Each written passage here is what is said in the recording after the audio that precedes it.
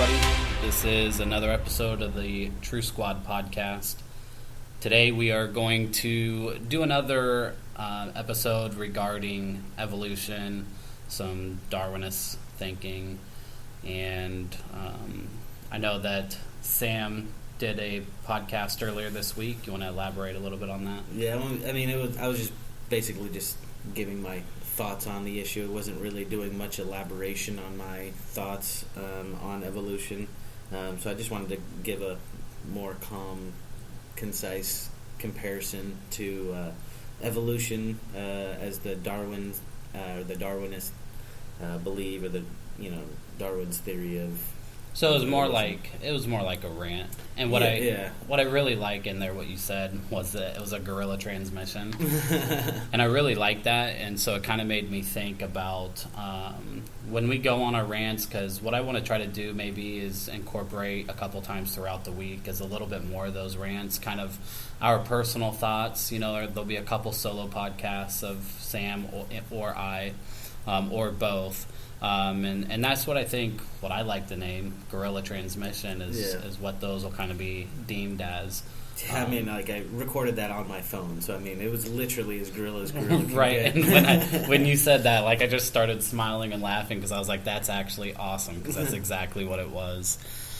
We do apologize again for not being available the last couple of weeks. We actually had quite a few things go on. Couple mishaps. Couple Saturdays ago, I got married. The marriage was actually the day I got married was actually really well, but the days before that, it was actually really rainy and drowsy, and we didn't think that we were going to be able to have it outside. Yeah, his feelings were getting hurt. They were getting hurt. I wasn't so much worried about myself as I was about my wife, because she was really looking forward to that day. Well, I hope she was. At least that's the theory behind it. Yeah, but there's nothing worse than planning everything and taking a whole year to plan your wedding, to have it outside, just to have the day of your wedding be raining. But it actually wasn't raining. It was a really beautiful day. The ground dried up enough that people could park, where they needed to park. Hey, at least you did that for your wife. You know how much notice I gave my wife? 24 hours. No, I think we planned our wedding in 3 days. Where did you guys get married at? We ended up getting married at a community center, right? And we were supposed to have a justice of the peace come up, and they gave us the marriage license and stuff like that. They didn't actually show up. So the person who was supposed to do the ceremony wasn't there. So we had nobody there to perform our ceremony for us. So my wife's uncle ended up saying some words and stuff like that for us, and we already had the marriage license. So I don't know whether or not it's legal or not, but no. You guys were together for a while, though. Yeah, we've been together for I feel like almost 20 years now, but it's getting up there, about 12 or 13 years. Are you serious? Yeah, we've been together for a long time. I've been together with my wife for 3 years, and 3 years this January. Do you really know her? You only know her for 3 years. I know that's what I'm saying. But that's okay. But I look at people that have been together for 10 years, and I'm like, wow, that's a long time. And that's only 10 years. Yeah. Yeah, jeez. But the wedding was great.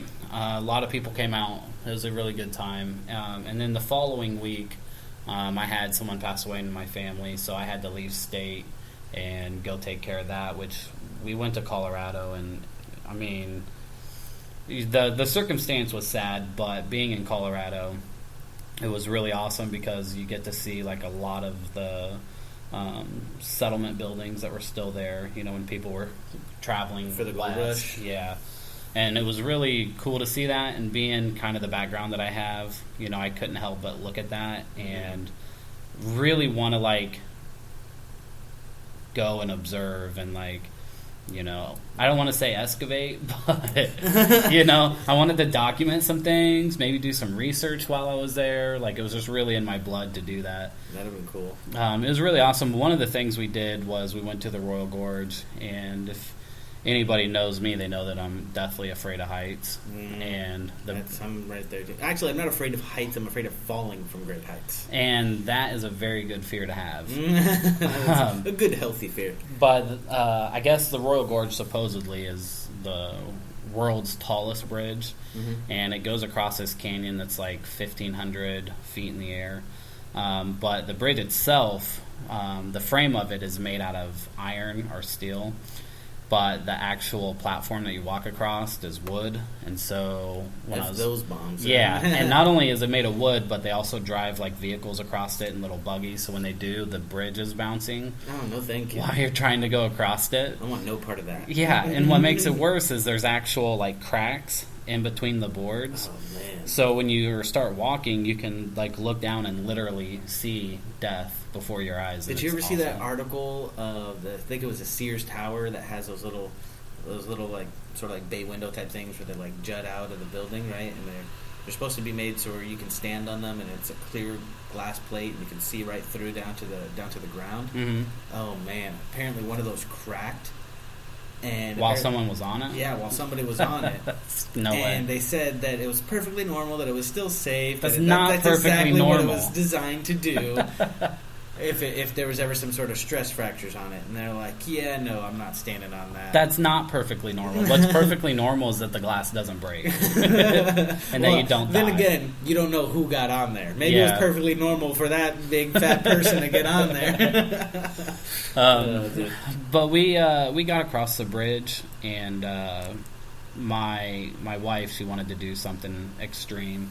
So she got on what's called a ripcord. I thought you were going to say, so we went to a dispensary. No, not at all. We took advantage of Colorado's benefits. No. But she wanted to do the ripcord.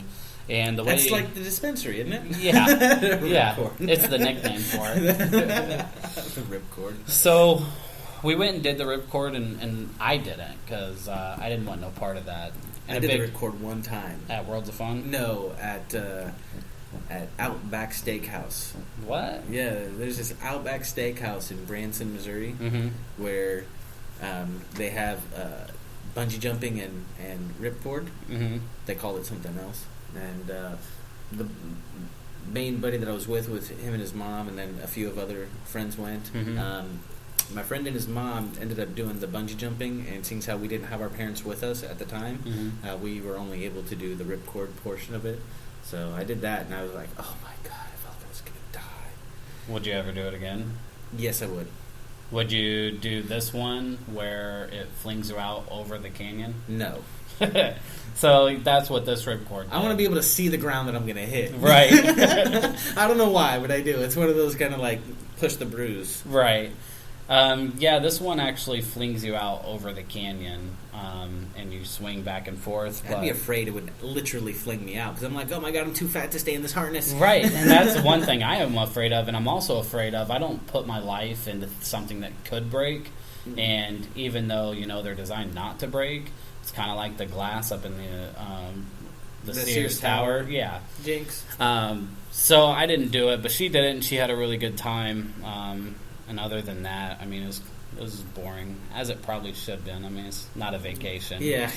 Yeah, right. So yeah, you're there for a wedding. Oh, man, I didn't have a good time. Or I meant funeral. Yeah. Same difference. And then you got sick. Yeah, I ended up getting sick because my little petri dishes that I call children got me sick. And then I got hit by a deer. So explain that. Explain that. Because that's a good story. Okay, so I was on my way to work, and I was riding my motorcycle. It was early, kind of foggy. And, of course, the deer are migrating or whatever they do during this time of year, trying to evade the hunters, I'm assuming. And get a little something. You know what I mean? Yeah, I'm sure. They got something from me real quick. So I was riding along, minding my own business, and all of a sudden I get tackled off my bike by this white monster. I don't know what the heck it was, whether it was a doe or a buck, but it bucked me up pretty quick. So it hit you from the side, out of nowhere. Out of nowhere. And you got road rash? I got road rash, and I'm limping pretty bad. Yeah, I mean, you actually are limping pretty bad, though. Yeah. And I told you should go get checked for, fractures or something. Yeah, I got x-rays. I'm all right. Just a little bruise, a little pride hurt. It was funny because when I was doing the x-rays, it had me like lay down in weird positions, and I was asking the nurses there, like, does this count for modeling experience? That's actually awesome. Yeah. They thought so. You're okay. Yeah, I'm fine. You made it to this podcast. Yeah, I'm alive still. We actually hit our month of podcasting, which is actually a pretty big deal for people that are just starting out. Yeah. So woohoo! Yay, we made it more than 3 days. Yay! So anyway, let's go ahead and jump right into this. Again, today's podcast is going to be about evolution, Darwinism, and creationism, and the controversies between them. And my whole thing is, why doesn't any other theory get the same time? It almost like the debate is over. Like, as soon as what? As far as what? Well, the debate is over as soon as somebody brings up creationism, or I'm saying that in general, like, science believes that the dispute is up, that Darwin's origin of life theory, or origin of man theory, is done, that they're correct, that Darwin's absolutely 100% correct when it's not. It's so much so that they're even, mandating it in some schools, that there is a class that you take that's required to graduate. Yeah. That's based on Darwinism. Yes. And evolution. Yes. The class was offered in our school. We didn't have to take it, but it was offered in our school, and the background that I came from, I was having no part of it. Yeah. But the problem you had to deal with was being in the halls, and someone would come up from that class, and I was dumb in high school, Mm-hmm. I passed, but I wasn't smart enough to try to debate them or anything. But you're right. It is crazy that we live in a day now. We're 2014 with all this technology, and we should have all these open minds to want to explore more and really question people. Mm-hmm. But we don't. We take it as fact when Darwinism itself has a lot of holes in it. A lot of holes in it. I remember being in college in my biology class, and this is just a couple years ago, probably about 3 years ago.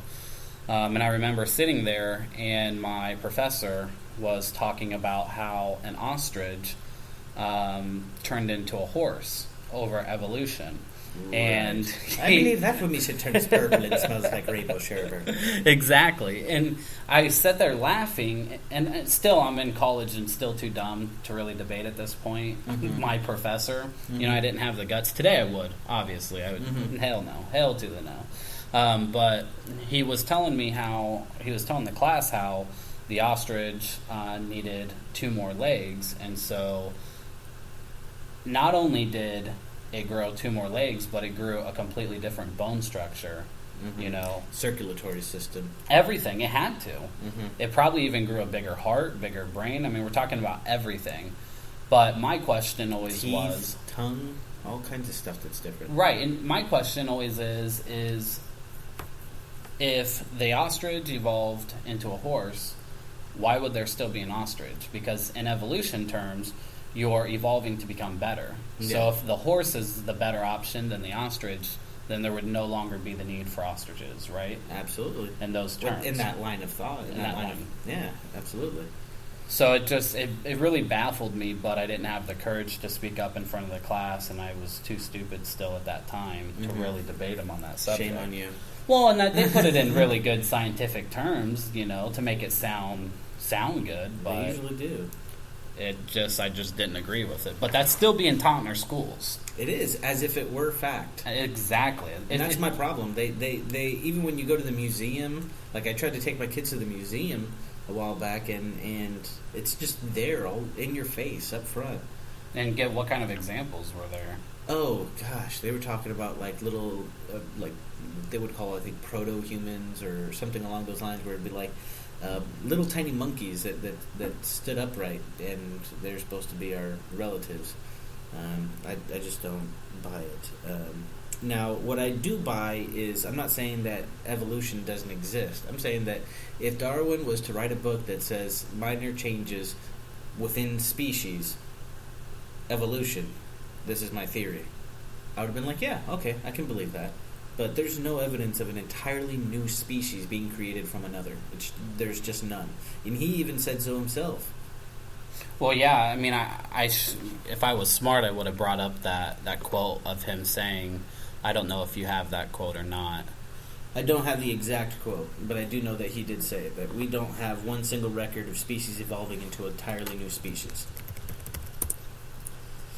So that's basically, I mean, he's basically outing himself right there. And if you think about it, if you're a scientist and you're saying that, for an example, we know, or your theory is electricity flies through the air. You know, I'm not saying that it does or doesn't. It's probably a terrible example. But then you turn around and say, but we have no scientific proof that electricity flies through the air. However, you've built your whole entire theory on that fact. I mean, it's kind of the same thing. And after you had said there's no scientific proof, we have no scientific proof that this is even possible, people wouldn't even listen to you anymore. Mm-hmm. And especially someone as Darwin, who has a ton of information regarding his theory, has came out and said that. I know that quote. I know that he said it. But yet we still refer to him as, this is fact. This is true. Yeah. And then they want to question or wonder why there's gaps in the fossil records. Well, there's gaps because you're trying to put something there that's not there. Exactly. It doesn't make sense. Yeah. I agree with you 100%. What's funny enough about the fossil record is that anytime that there is a minor change within the species, they, claim automatically that that's the proof of evolution, but it doesn't show that it's an entirely new species. It says that it's it just shows that there's a minor change within that certain species. I mean, that goes back to say, the whole biogenesis, where, life only comes from life. That theory does not explain where the origins of life came from. It only explains what happens to life after it exists. Right. It doesn't explain how we get organic material from inorganic material. I mean, even if you go to the highest levels of the Darwinists, like Richard Dawkins, he himself doesn't even know how life began. And they just come up with this stupid... Machines don't like me today.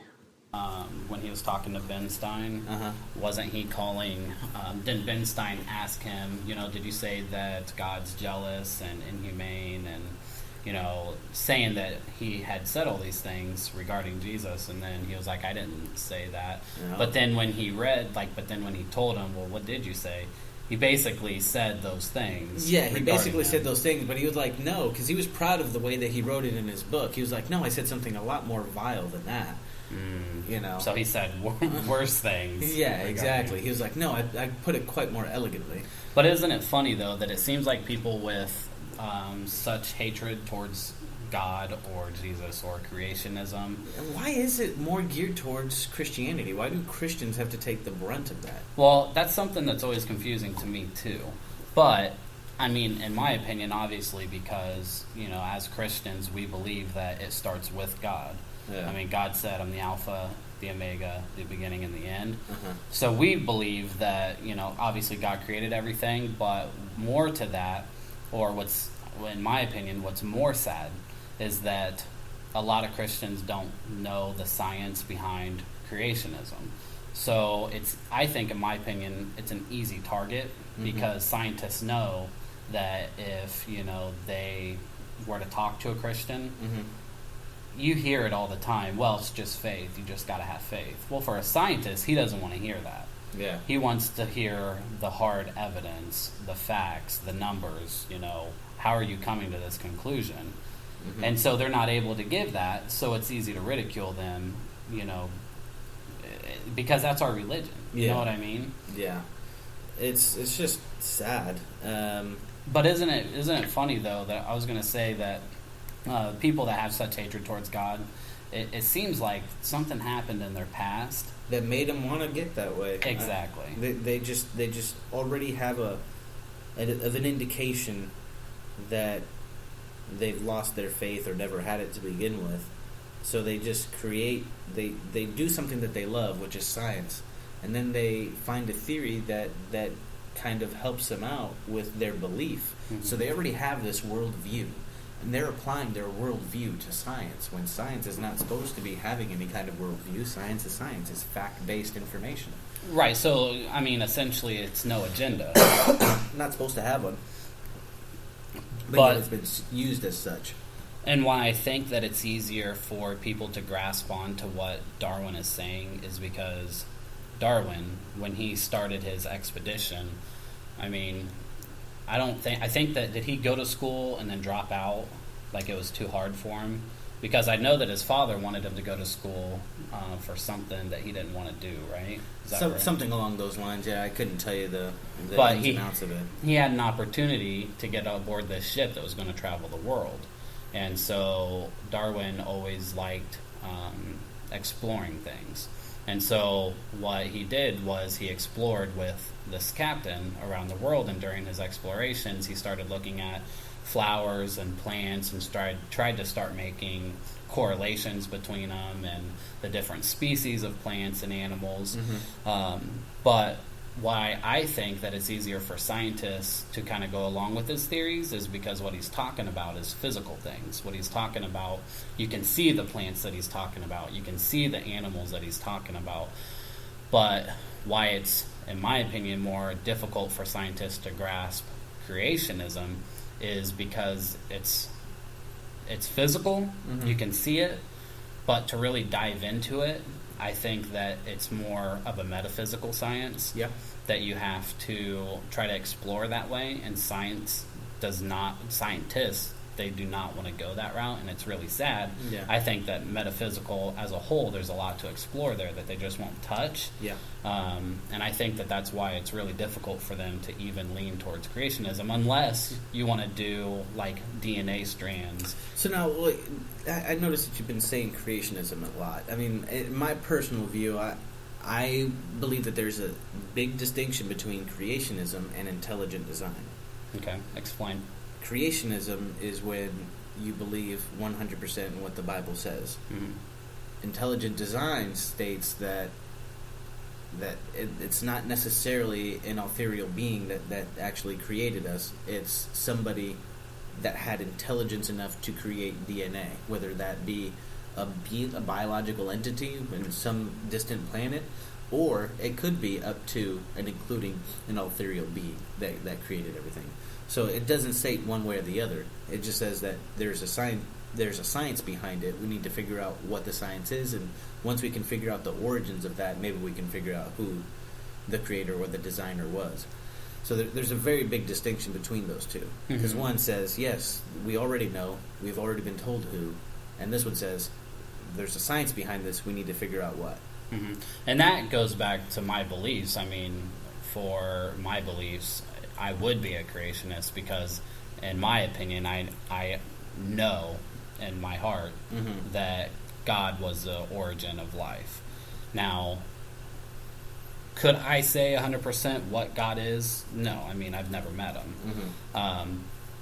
But I don't think that I would want to go as far as saying that we came from another individual from a different planet. I don't think I wouldn't be comfortable going that far.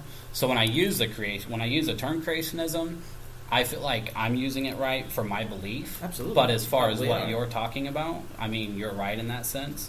Intelligent design and creationism, there is a distinction between the two. Yeah, and I lean more towards in the intelligent design thing because, like you said, I believe in God, but I don't know who or what God is. And who's to say, and I'm not the one to say, that God isn't in another being that lived on another planet a long time ago, you know?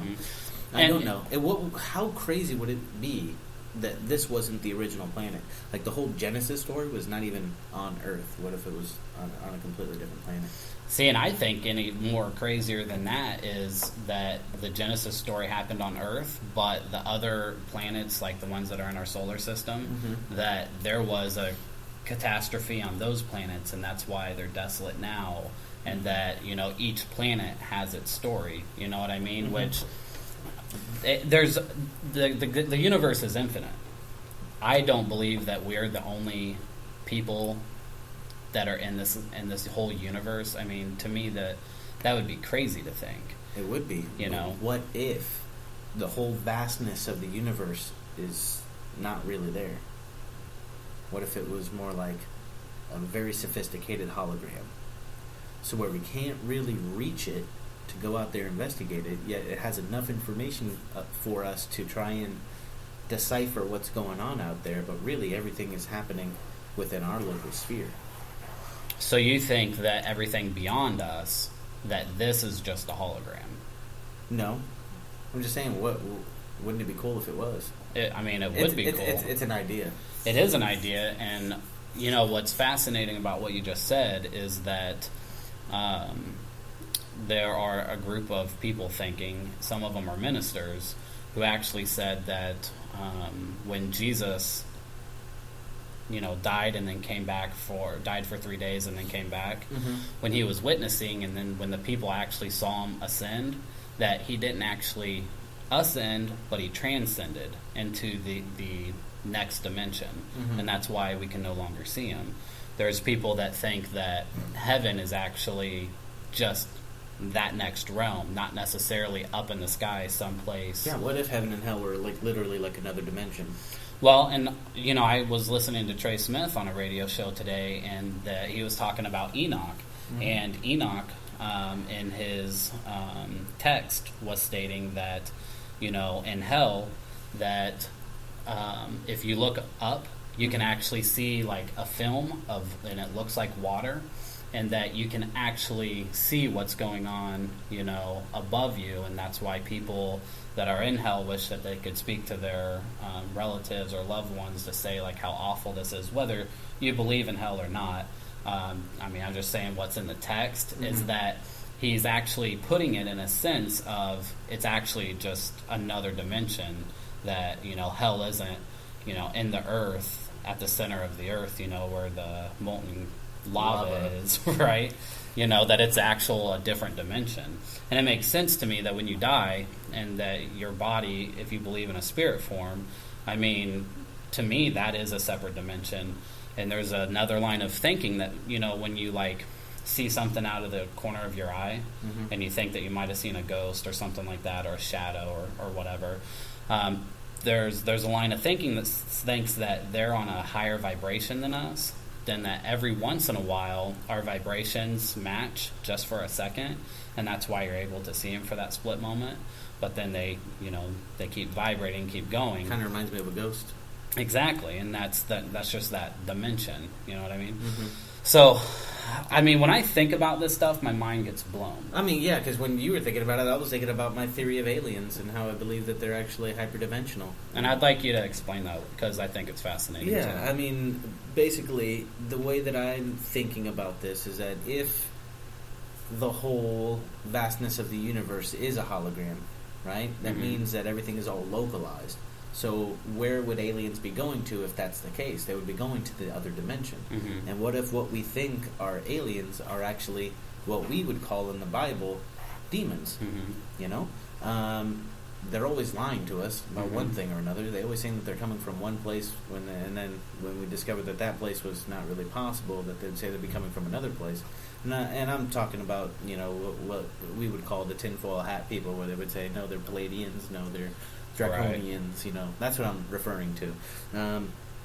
But there's also quite astonishing video evidence of what we would call UFOs, or extraterrestrial spaceships, not only changing shape and form, but also going into some sort of vortex.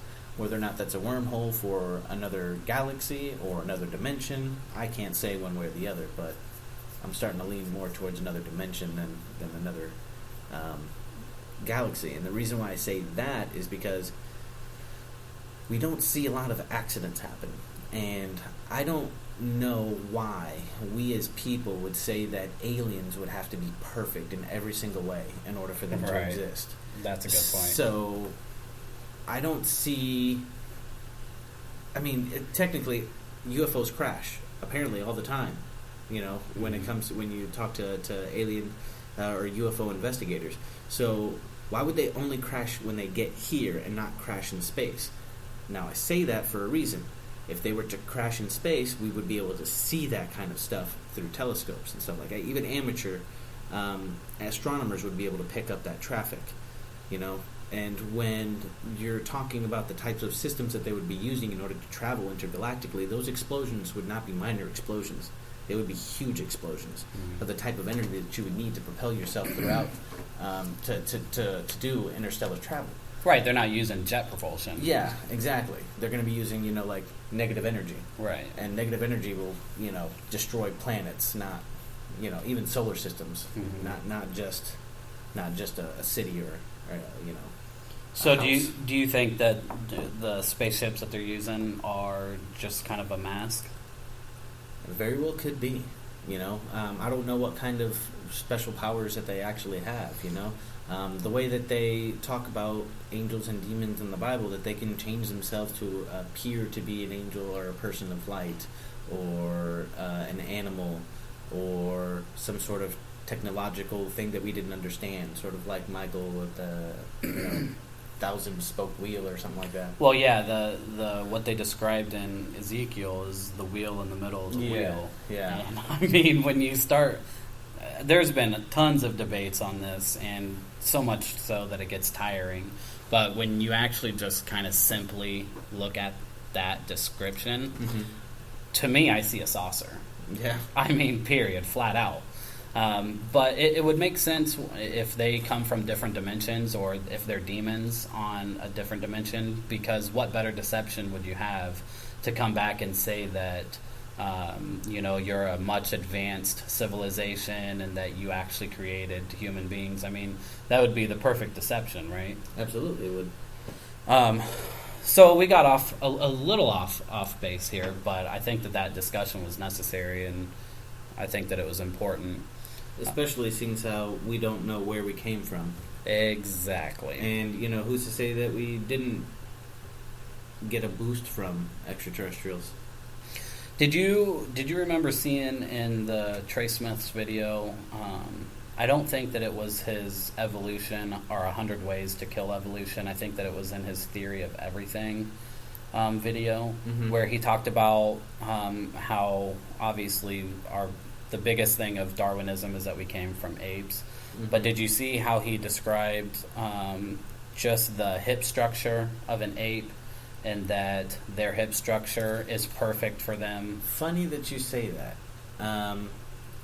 I would definitely suggest researching Lloyd Pye, Pye spelled Pye, because he actually goes into what you're referring to, and the bone structures of apes versus humans, and how vastly different they are, and that you wouldn't need, and this ties into evolution that way, you wouldn't need to change one thing in order to do that. It wouldn't be one slight minor change that could happen over a couple thousand years or so. No. You would need at least 50 to 60 different transformations, not evolutions or evolvations or whatever you want to call them, but actual transformations, in order to develop the type of bone structure and bone density that they had.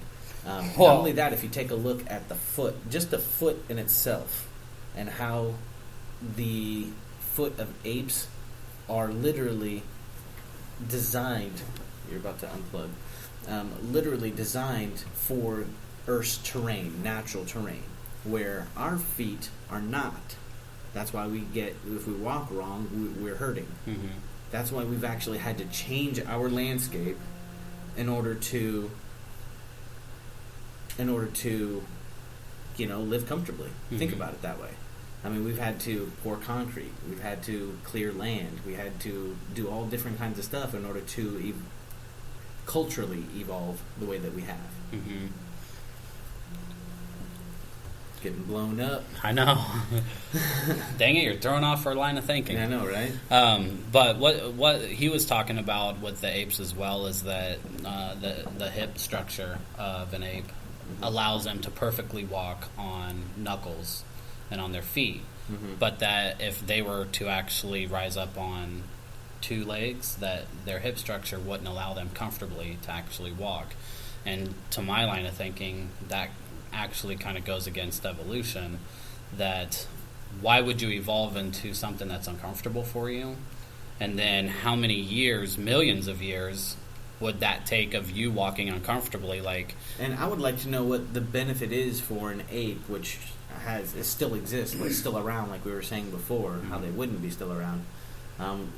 Why would they do that? What's the benefit for them? Who are their predators where they need to get up on two legs to try and run faster? Because they can run faster on four. And not only that, if you think about the bone density of an ape versus the bone density of a human, we're actually really brittle comparison. Absolutely brittle. I mean, like our ribs that protect our lungs and our heart, it doesn't take much force, much impact to break your ribs, puncture your lungs, destroy your heart, whereas an ape, apes are undoubtedly massively strong. Their bone density is much greater than ours.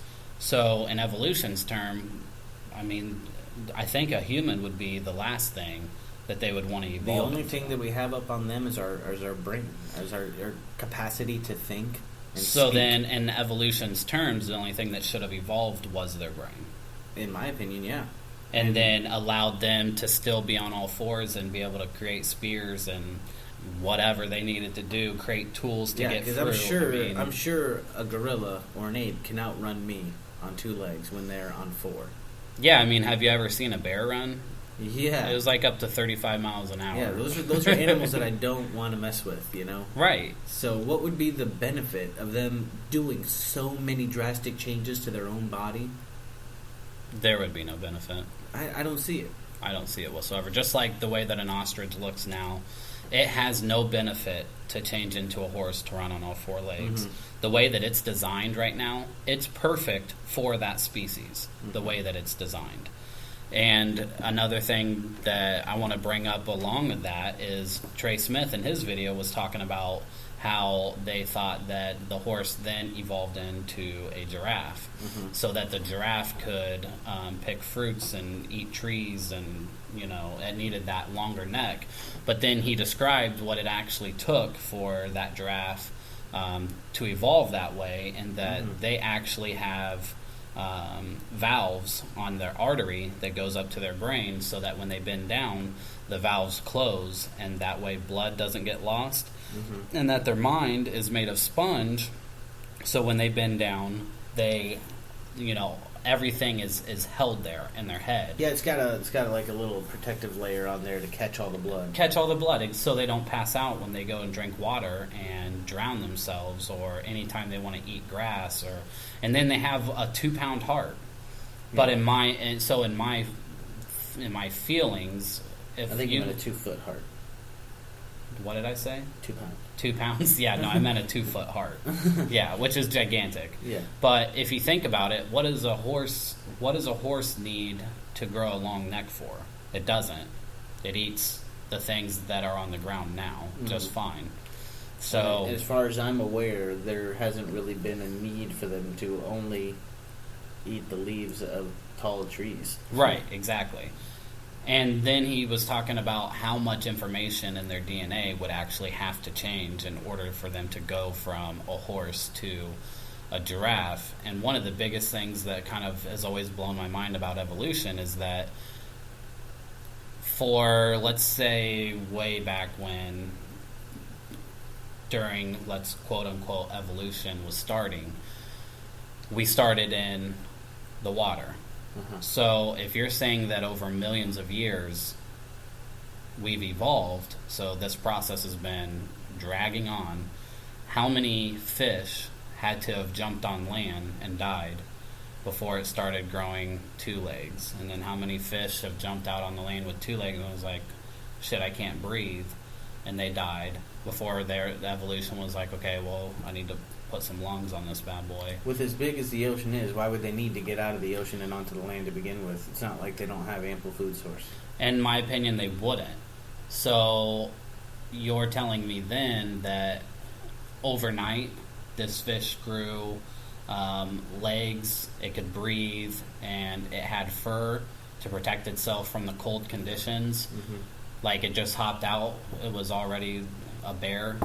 You know what I mean? Absolutely crazy. And this is just another theory that I just thought up in my head just now. What if God, in all his wisdom, all right, created each individual species on separate planets in this whole entire universe. Mm-hmm. And every time that there was some sort of dying star or catastrophe that was going to happen, he saved the DNA that he worked on for those animals. And he decided to have some sort of sanctuary where he can keep all of his creations in one location versus spreading them all across the universe. And then that's how Earth was made. So we're the containment? Yeah, exactly. We're the container for the rest of the world? We're like God's zoo. You know, that would be awful to think about. You know, what's funny about that is that there is a group of people out there that have this theory that Earth is a zoo for aliens. Really? Yeah, sort of how they run genetic experiments on us and stuff like that. They act more like farmers than they do anything else. So the UFOs that we're seeing are paying customers. It could be. They're either paying customers or they're zookeepers. So what? I just have to ask you about this since we got on that subject again. What do you think about the UFOs that are coming out of the ocean? Oh, the USOs? And how many actual observations are found of craft leaving the ocean? More so, they think, than what's actually being seen in the sky. What's funny about that is if the whole zoo theory is correct, and this is all God's zoo, what if some of the UFOs were angels, and the ones that actually run the genetic experiments and the stuff that they're not supposed to be doing on us are from the other dimension, yet they have the same technology because they came from the same places, but they're doing different things while they're here. Mm-hmm. And if they are on the level where they need to maintain us and stuff like that, if they need to do that with us as a species, why wouldn't they need to do that with the animals as well? So what if that's what they're doing under there is just, you know, checking on their stuff, or that's where their bases are at? You know, I'm glad you said bases, because I was just going to ask or let you know. I was just going to bring up the fact that a while back I read an article of a pyramid that they found that was pretty deep in the ocean. I think it was by the Bermuda Triangle. I heard about this. And I think it was made out of glass or crystal or something that seemed Charlie transparent. was telling me about it, and he said when he was researching it turned out to be all bull. But really? I don't know. But see, I just get so kind of red flaggish with that when people have read articles calling it bull, because we know that there's people that get paid to disinformation. And, you know, that would, in my opinion, that would be something that you would want to get out, like, hey, we need to disinform what's going on here. I don't know how this got out. But I was also going to say that I haven't heard anything else regarding that. The last that I had read was that they were going to send divers down to try to investigate it further. The only time I've ever heard about it is when my buddy Charlie was telling me that it was bull. So I didn't even have a chance to do any kind of research into it at all whatsoever, not even the slightest bit. The only thing that I knew about it is that it was over by the Bermuda Triangle somewhere. Now, if that is the case, and there was some sort of underwater pyramid down there, and it is still active, meaning that it's still got all of its parts, because we believe here that that some of the pyramids are missing its parts, and that's the reason why they aren't functioning properly on top of the earth. But under the water, maybe that's why we get all these kinds of different vortex type stuff going on. Yeah, exactly. All the strange occurrences around the Bermuda Triangle. That also begs the question: what's happening in the Great Lakes Bermuda Triangle? What's under that water? What's going on over there? Oh, you haven't heard about that one? No. Apparently, Great Lakes has their own Bermuda Triangle somewhere on Lake Michigan, I think it is, somewhere. Really? Yeah. And they've had quite a few, just as many weird and odd disappearances on vessels there as well. So that's something to take a look at. That's fascinating. Yeah, like there's this one story about this captain told his first mate to wake him up in an hour because he went to go take a nap, and he went to go wake him up, and the captain was completely gone. The door was locked from the inside, and the porthole cover was closed and couldn't open it at all from the inside or the outside. So do you believe in I don't want to say gates, but I mean it would be a gate, you know, like stargates? Not necessarily stargates, but let's say take your example of the captain just disappearing. I mean, do you think that those are true occurrences, that, you know, if the energy is just right, or, you know, like the Bermuda Triangle or the triangle in Lake Michigan, that you could disappear into another alternative reality? Okay.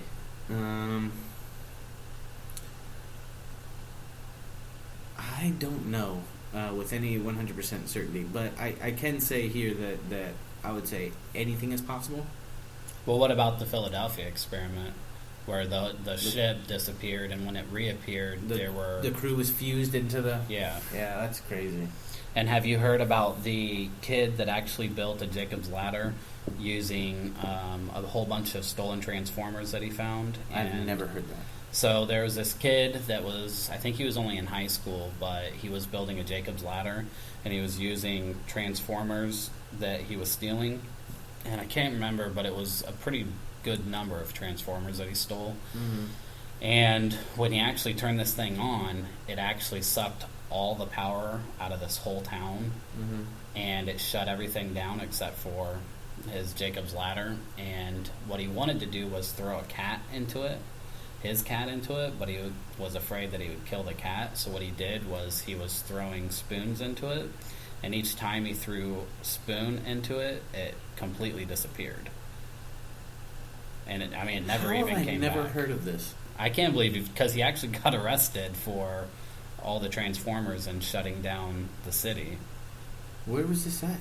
I can't remember. I'll have to... What I'll do is I'll get it, and I'll put a link up when we post it. Seriously. That way you can check it out. But yeah, it completely disappeared. And I would have so thrown my cat in there. Yeah, I would have been like, bye, Fluffy. I was like, okay, I'm going to put a recorder on you. Like, toodles. Yeah, I know.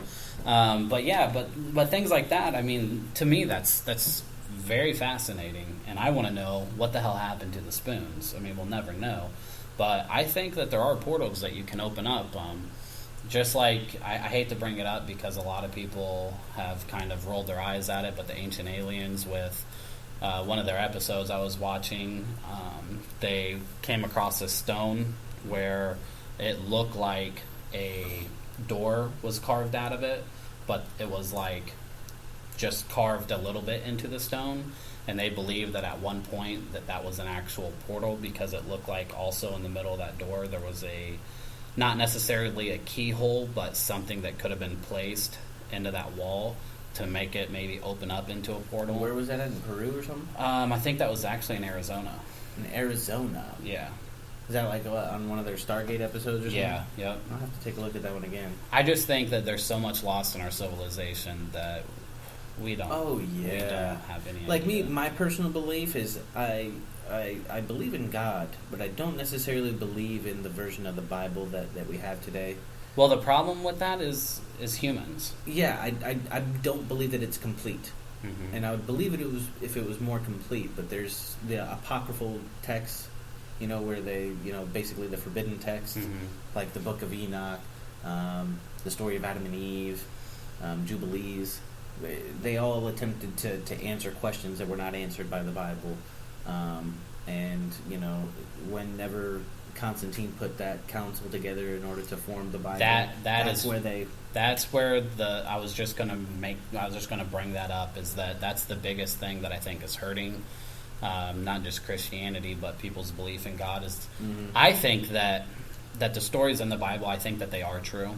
I think that the issue with it is that it has been mishandled by man, and so that I think that there might be minor events or minor things in the Bible that could have been implemented by man.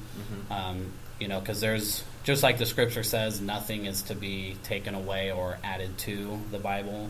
Or they'll suffer many plagues. Exactly. But unfortunately, in the example that you brought up, that did happen. And there was even, at one time, Catholicism were they actually had banned the Holy Bible so that people couldn't read it, and that if you were caught with the Bible, that you would be killed. So, there's a lot of dark stuff that has kind of came out of religion. That's why I don't believe in religion. Mm-hmm. I think that it's a trap, but I definitely believe in God and, the stories that are told in the Bible. Yeah, I just wish it was more complete. the way that he probably intended it to be.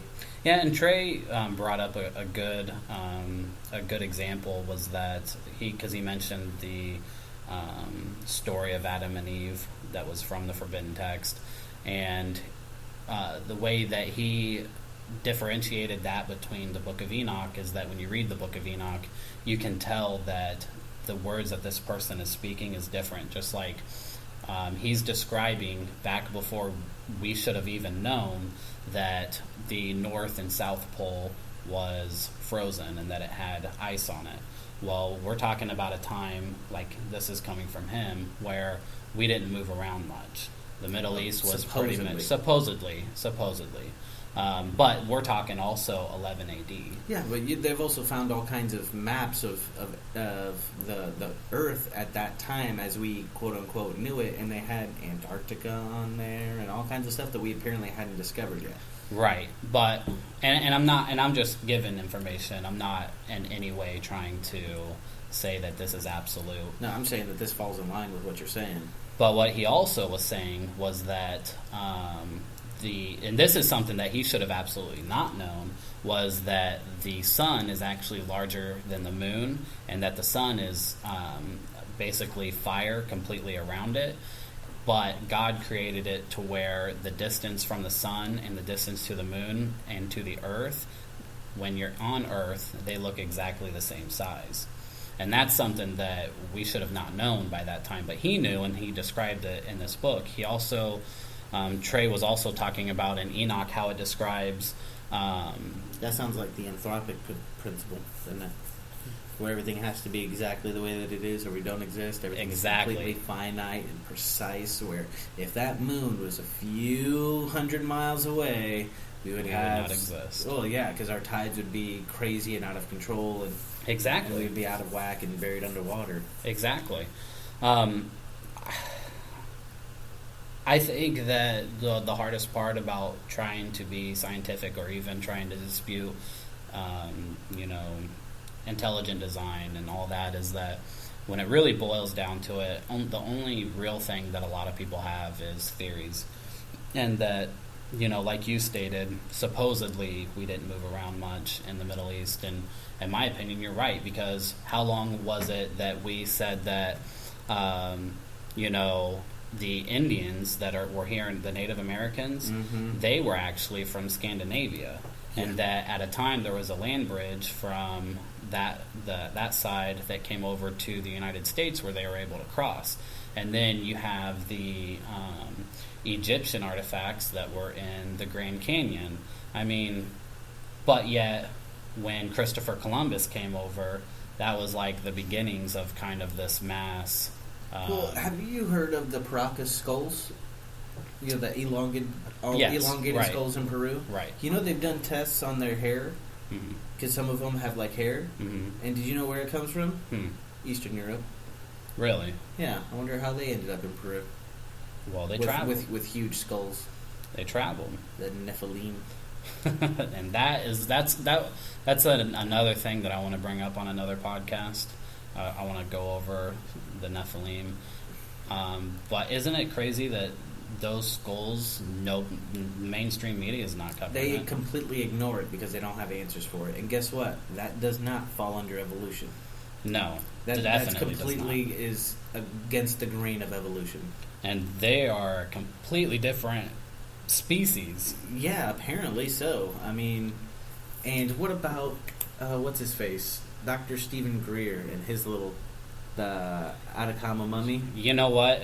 This is going to piss me off talking about this, because when I first seen that, I was like, there is no way that you can look at that and say that that's not an alien. Mm-hmm. And what really makes me mad is that the mainstream media is so under the control of the government that it's not even funny, because I remember that came out in the media, and then it wasn't but a month later that it came out and said that, it was hoax. This is just an infant with a hydrocephalic skull. Yeah, which hydrocephalic skulls look nothing like that. Yeah, there was actually a nurse that came out and stated that I have seen a lot of infants with this malformity, and that's not what they look like. Not only that, it's smaller than an infant. It's only 6 inches tall. And they've already done genetic tests, and all the markers for hydrocephalus and other known skull deformations are not present within the genetic material that they obtained from that organism. But it shares 91% of our DNA. Now, Neanderthals, I think, have 99.8% of our DNA. Monkeys have like 98 to 97% of our DNA. Why are they so much less, but have a lot of the same body plan as we do? Mm-hmm. Well, and did you see that it wasn't even an infant? That this was an adolescent or something like that. Yeah, they had the leading expert of bone dysplasia in the Stanford University, if I remember correctly, and he did a complete review of it, had all the X-rays done, and he said that no, this is not anything that's deformed.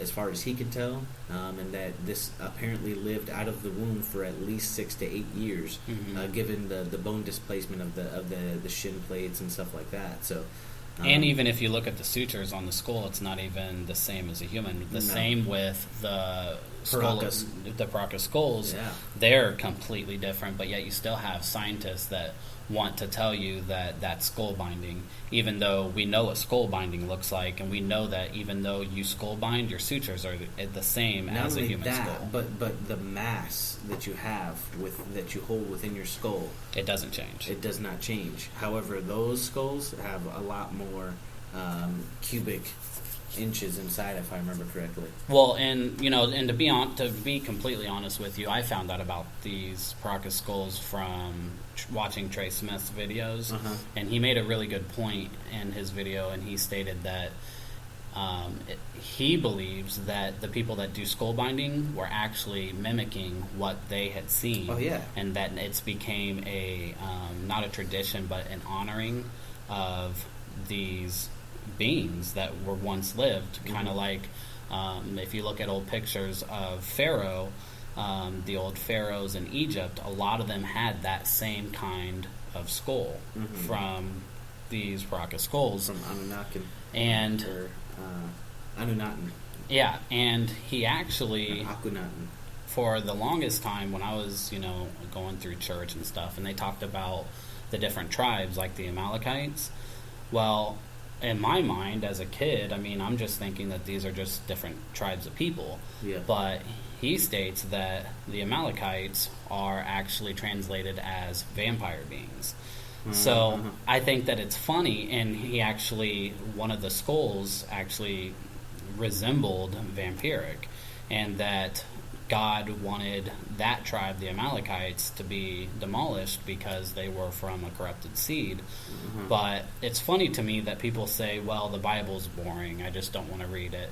But there's more ghouls and demons and fantasy, in fantasy terms, not that it's not true, but in fantasy terms of like vampires and stuff like that in the Bible than a regular sci-fi book. Yeah. But the problem is that when the people that are reading it, they aren't able to understand, one, what was going on at that time, and two, they don't want to take terms like the Amalekites and find out what they really mean and then jump from what they really mean and dig further to find out what's going on. You know what I mean?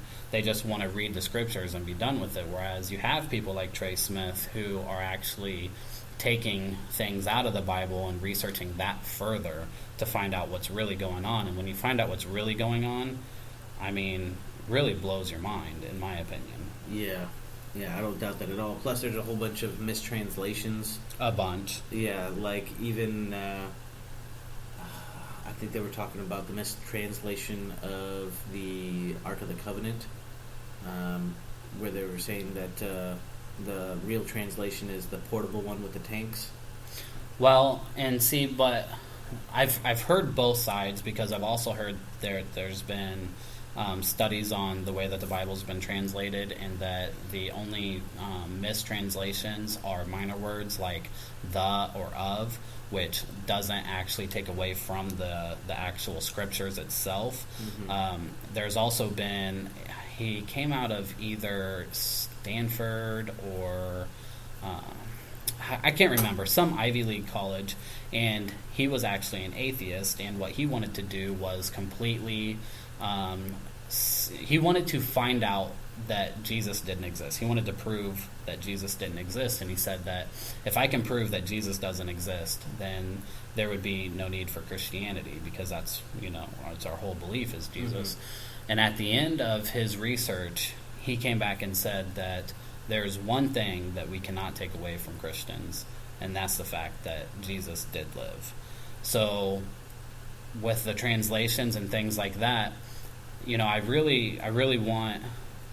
I would like to dig further into that, because I want to know, if we're talking about the Ark of the Covenant, what are we talking about? Because a lot of people also believe that it emitted radiation, and that when they were in the desert for 40 days and 40 nights, that it actually dispersed manna, and manna was actually something that they ate as a food source to keep them alive. Provided them sustenance. And maybe it did, because I don't know a whole lot about the Ark of the Covenant and what its actual use was for. And it apparently had many uses. It had more than just feeding them. Yeah. And I do know that I've heard this before. Trey talked about it, but Trey also mentioned in his video that if the people that were out in the desert walking for 40 days, or actually it was a whole generation, I think it was 40 years, that if you take the numbers and the formations of how they were setting up in a camp, that the formation that they were setting up at was actually the formation of a cross, and that at that time the Ark of the Covenant was placed in a tent that was like a temple, and that only one priest could go in at a time. And on top of that, they had to dress a certain way. Yes, they did, which if it's emitting radiation, what did they probably have to go into? Protective gear. Exactly. But when the priest went in there, he would sprinkle blood on the Ark of the Covenant, and he would say in Hebrew, I knew it at lunch earlier today, but I can't think of it now. Sure you did. But what he said was, bless the hands, bless the nails. And basically, he was actually foreseeing what was to come when Jesus came to earth. So when I hear those things, I'm fascinated by it. When other people hear them, they say, well, it was written by somebody who made up this whole elaborate story. And I don't think so. Yeah. No, I don't think that people would have sacrificed their lives through and through for generations and generations just to bring us these stories. But not only do these stories appear in the Holy Bible of the Christians, but they also appear in the Quran and other holy books as well. Now, these stories transcend religions, so where did these stories come from? A source. Exactly, and what's funny about that is I watched a video of a guy who grew up studying the Quran, and his belief was always, as most, was that Jesus was just a prophet, and that Muhammad was the actual prophet that was more than Jesus, right? So he was in a conference, he was in a lecture, and he was given this lecture, and somebody asked him, well, who is Jesus? And the guy, responded and said, well, Jesus was just a prophet. He goes, no, but who was Jesus? So he didn't really have an answer for him. So it got him thinking, and he was like, well, I'm going to have to find out. So he started studying the actual Quran more, so the fact he was studying Jesus in the Quran. And what he found out was that Jesus spoke at a very early age, like at the age of 2. And what he found out was that Jesus took mud and formed it into a bird and breathed life into it, and the bird flew away. Yeah, I heard that too.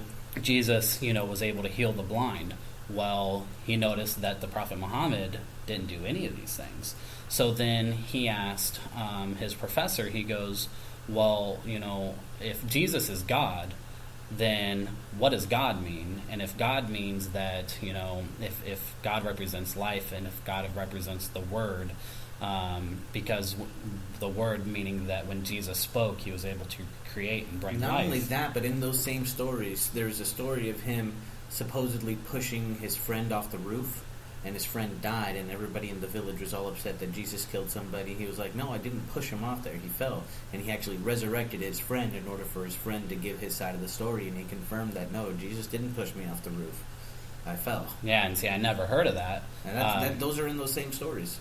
So what the guy was saying, what he asked his professor, was that if Jesus was able to do this, and that Jesus represents life and represents God and represents Word, then all people that read the Quran would have to conform to Christianity, because the actual person who brings life and who is God is Jesus. And I found that fascinating, that there's not more people like him, but there's people that will take the Quran and they will run with that, and then that's it, just like the Muslim faith, and the crap that we got going on. They're now. talking about in England of banning a portion of the Quran, Really? where the portion where apparently Muhammad says that it's okay to slay people of other religions because they're not Muslim, and they're talking about putting those paragraphs in red, and any priests who recite those passages or anything like that or condones those kinds of actions will be held liable.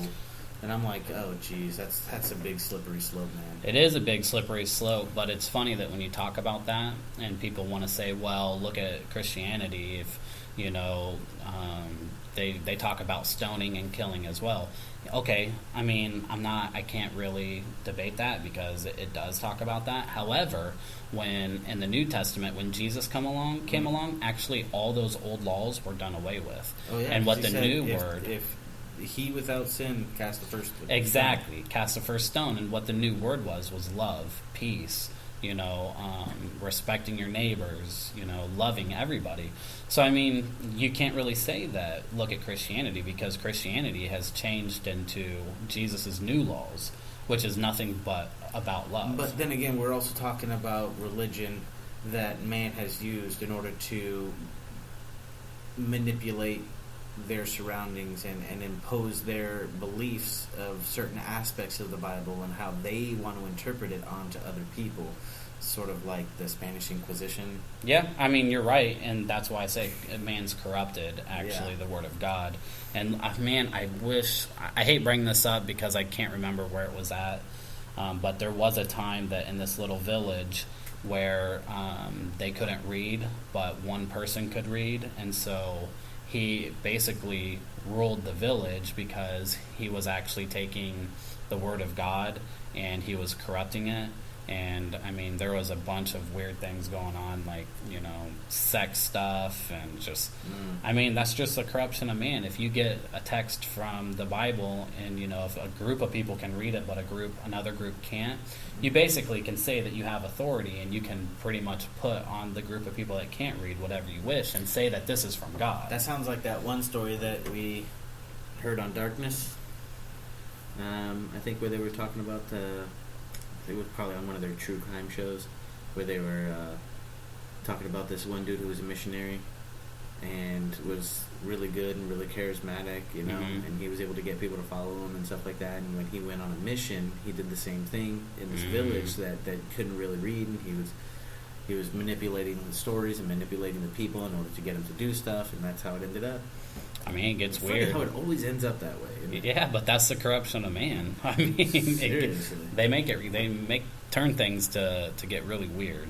So yeah, but even with the way that we wanted to handle this show, it never goes as expected, and we didn't touch on any of the stuff that we really wanted to touch doesn't. We touched a little bit on evolution, but I think what's more important is that you guys hear a conversation. Yeah. We want to bring things to the table, but we also want to have a conversation between the two of us, and wherever that conversation leads, that's kind of how it goes. Yep. Because that's what happens in a normal everyday conversation. Yep. They don't just stay on one subject the whole time. Whatever comes up, comes out. Exactly. And we try to do our best, guys, but, this is the way it went today, and that's kind of the way it's going to go. So, can't take it back now. Yep. Take it. But I think that's going to conclude the podcast. We're a little over an hour today. Again, guys, if you haven't, go check out our website where you can find all the podcasts. It's at truthsquad.podbean.com. That's where you'll also find our show links to the stuff that we're talking about. Yep, and we try to post our sources where we're getting our information from. Eventually, there's going to be a blog that's going to be posted up soon, and that's going to kind of be thoughts throughout the week as well. You can find us on Twitter. We're at Truth Squad 5. Once we figure out how to use it, we'll start twittering stuff. Yeah, Twitter's so confusing. I don't even understand it. I don't Once we get crack it. that code. I'm like, what's a pound? And they're like, hashtags? And I'm like, a hashtag? What's a hashtag? Mm-hmm. You can email us if you guys want. You can tell us how good we're doing, how bad we're doing, or any questions you want to ask at truthsquademail@gmail.com. Another thing is if you guys are appreciating the show and you like it, don't forget to donate. And like I said, I don't want to push it too hard, but those donations really do help keep the show going, and it helps with getting equipment. Right now, we're kind of in the need of a new microphone, or not a new one, but another one, along with an external sound card. So, if you guys feel inclined to, donate. If not, keep checking back, because we're going to keep posting these episodes regardless. And hopefully our show evolves into something better. Yeah, like I said, our goal is to start getting guests on the show.